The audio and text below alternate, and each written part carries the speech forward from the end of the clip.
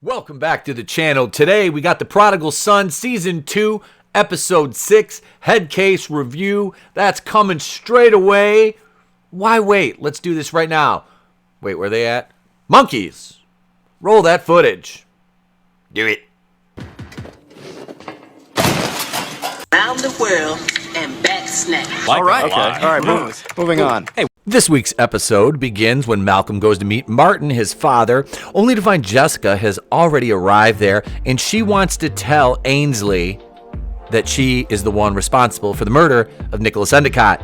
Malcolm objects to this, of course, because Ainsley is currently suffering from PTSD.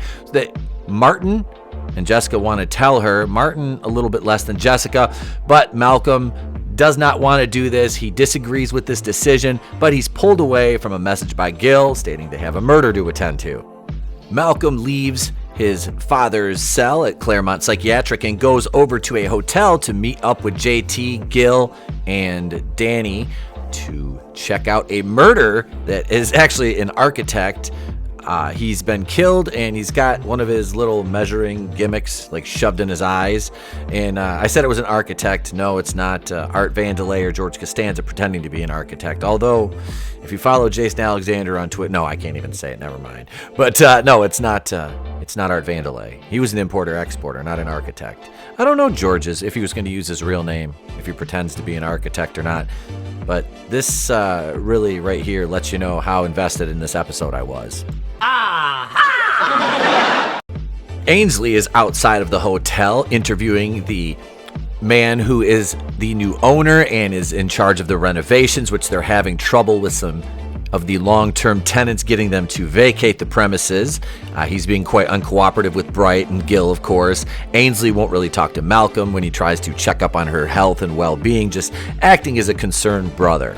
JT, Danny, and Malcolm go to talk to these quote-unquote Bolsheviks who live on the top floor of the building, the hotel, and Bright can tell that they're lying to him because you just see him analyzing their patterns of speech, their mannerisms, as they're speaking to him. And he has a conversation with some of the tenants in the building. This couple, not a couple, but a father and daughter, very old father, and they'll come into play later on in the episode. They tell him they heard an argument between the architect and Ramon, who is his boss, and the owner of the building. Ainsley confides in Malcolm that she hasn't been sleeping, and even when Bright is in the position to tell her that she is actually the killer, he opts not to and continues to protect her from the truth. He goes back to the Creep Hotel. He finds Ramon's cufflink, and he tells Danny as he's speaking to her on the phone, he heard a noise, and he looks down an elevator shaft and then promptly gets thrown down it. So he got thrown down the elevator shaft, and this is where we enter the territory where everything that happens from now until almost the end of the episode is nothing but a coma dream sequence. So we see Danny and Bright questioning Ramon about the incident with Lyle. That's the architect's name, Lyle, and Ramon hated him. So JT and Danny go to question Karina, which is one of the Bolsheviks that lives upstairs, to find out if they have any more information, if they're holding anything back. Bright goes home after he's, Danny and JT tell him, you don't look good, go home. He's suffering some effects from his concussion after the fall. And this, like I said, at this point, I was kind of like, wait a second. We never saw him get out of the elevator shaft, so I don't think they're going to skip over something like that. Part of Malcolm's concussion dream is waking up next to Danny Powell. And to be perfectly honest, I can't really think of a better way to wake up than next to Danny Powell. I mean, she is an absolute goddess. I am not going to lie.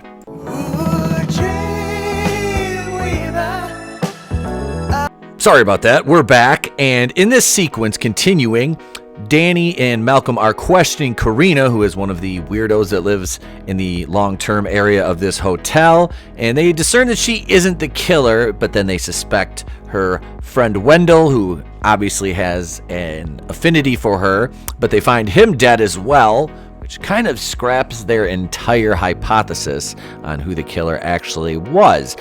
Bright receives a call from Claremont and is summoned there much the way Martin would call him. But in this dream sequence, it's Gil who's locked up because he is the convicted killer. Gil claims to have information about the surgeon, Malcolm's father, and it is basically flipping the whole story of how the surgeon was found to be a killer. So at this point, Malcolm wakes up in the elevator shaft, seeing the elevator descending upon him. He kind of slips back into his dream, though, and he solves the crime in his dream, and he deduces that the killer is the old man who was in the wheelchair earlier in the elevator with his daughter. He saw a spot of blood on his boot and wondered where that came from. You know how Malcolm's mind works if you've watched this show at all. And he basically solves the crime in his dream. Like I said, the old man was a serial killer that was never caught, called the Bowery Ripper, and he brings the name up. And in his dream sequence, he and his father, Martin, were at the hotel looking around, and the killer, the Bowery Ripper, got the knife to his dad's neck. Malcolm shot him and he fell down the elevator shaft after Martin pushed him. But in reality, he just surrenders. He's an old man. His daughter cries. So as this dream sequence is coming to its denouement, Malcolm is having a conversation with Martin, and we basically get the assumption that this whole episode was It's a Wonderful Life, and it acts as if Malcolm never found out his dad was the surgeon. That is the crux of this episode. So later on in the episode, right before the conclusion, Danny is asking Malcolm how he and her were in his dream sequence because he's explaining things to them, and he avoids the whole they were in love and they were a couple thing. He does not mention that to her because Bright internalizes a lot of his issues and struggles because that's how he processes things. Malcolm goes home to his apartment and Ainsley is waiting for him. He confesses to her that he's been lying to protect her. He proceeds to tell her that she killed Nicholas Endicott. Ainsley turns around and is completely covered in blood, says she doesn't know what happened because she blacked out again, and we leave off right there. There's not going to be an episode for 2 weeks. I'll, of course, be covering any news that comes out about the show during the time period, and I believe we have one more episode before the winter finale of Prodigal Son. All right, so here we are, my final thoughts on episode 6, Prodigal Son Season 2, Head Case. I didn't really think this episode was particularly great. I thought it did a few small things to move the plot along with Ainsley. You know, they revealed to her, Malcolm did, that she was the killer of Nicholas Endicott. We saw some of Malcolm's thoughts in his head manifesting themselves in this coma dream, you know, i.e. him and Danny, and a few other things, Gil being the killer. Like I said, a lot of it was just a coma dream, but you know, some things, like he does have a thing for Danny, which they've kind of teased and danced around that topic before. Overall, it's difficult for me to be really rough on this, but objectively, I give it a 2.5 out of 5. Not a great episode, especially following, I think it was 2 weeks ago, had a really super episode. So yeah, that's where I'm at, 2.5 out of 5. Do all the YouTube things, like, share, subscribe, please. It's funny, I hit the 530 mark, I lose a sub, gain a sub, and I'm kind of stalled there. So share the video if you don't mind. You know, be sure to bitch slap that like button, leave a comment.